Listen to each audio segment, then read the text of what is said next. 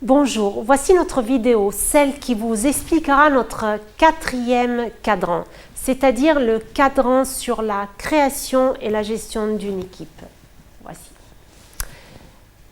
Donc, il faut savoir qu'un vendeur professionnel, quel que soit le secteur où vous travaillez, un professionnel ne peut se dispenser d'une équipe. Pour lui, c'est fondamental. L'équipe est essentielle pour instaurer une bonne qualité de vie au travail. Donc, encore une fois, un professionnel ne peut se dispenser d'une équipe. Si vous êtes un excellent agent immobilier, un agent professionnel donc, qui produit énormément chaque jour, vous augmenterez par conséquent vos compétences. Et il va de soi que vous ne pouvez pas tout faire comme agent immobilier. Vous ne pouvez pas vous concentrer sur toutes les activités, quelles qu'elles soient. Par exemple, les activités administratives, aller à la poste, etc. Vous devez donc augmenter votre personnel. Autrement dit, vous devez vous activer pour avoir une secrétaire, par exemple. Si vous êtes listing agent, un buyer agent, avoir des collaborateurs, avoir une réceptionniste. Quelle qu'elle soit l'agence, petite ou grande, il faut apprendre à déléguer. Il faut d'autres personnes dans l'agence. Des personnes qui puissent donc s'occuper de ce que vous ne pouvez pas faire. Donc des activités, on va dire, moins productives. Voilà la raison pour laquelle la création d'une équipe est fondamentale pour votre activité.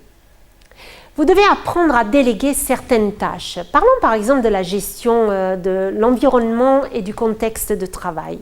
Si on parle également de la gestion de l'ambiance de travail, l'endroit où vous travaillez est fondamental également. Donc en réalité, il y a deux types d'ambiance de travail. Celle qui est au bureau et comme on l'a vu pendant le lockdown, il y a la maison. La maison, il faut savoir qu'elle est devenue aussi un endroit pour travailler, un deuxième bureau. Si vous ne l'avez pas encore fait de créer une ambiance de travail chez vous, alors faites-le. Je vous invite à le faire. C'est fondamental. Ensuite, on parle de la gestion d'équipe. Un agent professionnel doit penser à la construire.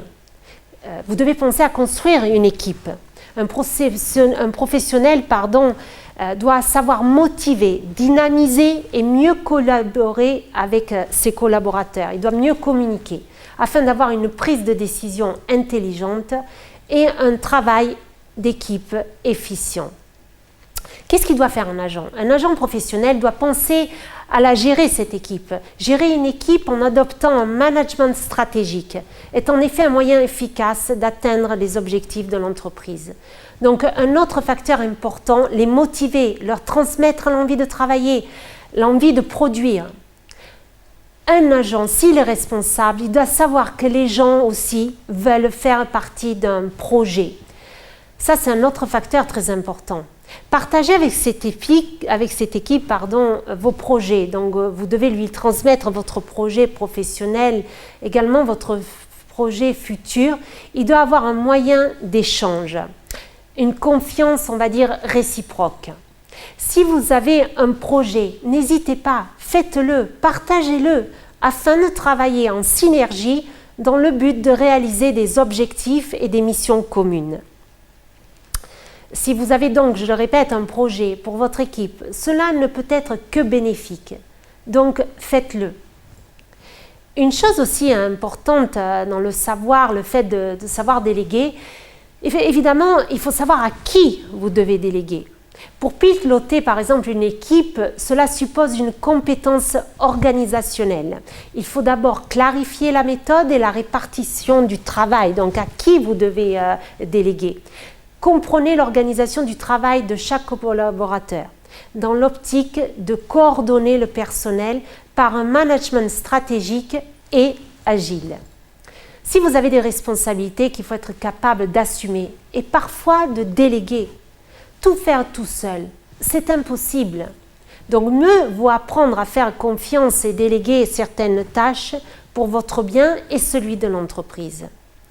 Pour cela, vous devez connaître également les styles de personnalité, les styles de leadership que nous allons approfondir prochainement. Une équipe sans délégation n'est pas une équipe. Donc si vous, entrepreneur, vous n'arrivez pas à déléguer, il y aura moins de chances de réussite. L'objectif est de vous faire donc gagner du temps et vous pouvez investir là où vous le souhaitez. Vous pourrez vous libérer de certaines, par exemple, obligations, de certaines tâches pour avoir plus de temps à consacrer à des projets de plus grande envergure. Donc, votre travail n'en sera que plus productif et rentable pour l'entreprise. Donc, souvenez-vous, déléguer sans contrôle met fin à votre activité. Elle tue la valeur de votre entreprise. Donc, réfléchissez-y. Encore une fois, un point important, c'est l'entraînement. Vous aurez plus de chances de réussir si vous vous entraînez constamment. Entraînez-vous, étudiez, utilisez des outils comme la digitalisation, celle qui vous permettra d'être encore plus productif. Utilisez donc un programme, par exemple avec votre coach, un entraînement constant. La gestion des objections, l'analyse transactionnelle, le PNL, tout ceci vous rendra encore plus productif. Donc il ne reste plus qu'à vous maintenant. Mettez-vous au travail et cherchez d'appliquer tout cela. Merci pour votre suivi et pour avoir suivi donc la Make Money Organization et je vous dis à bientôt.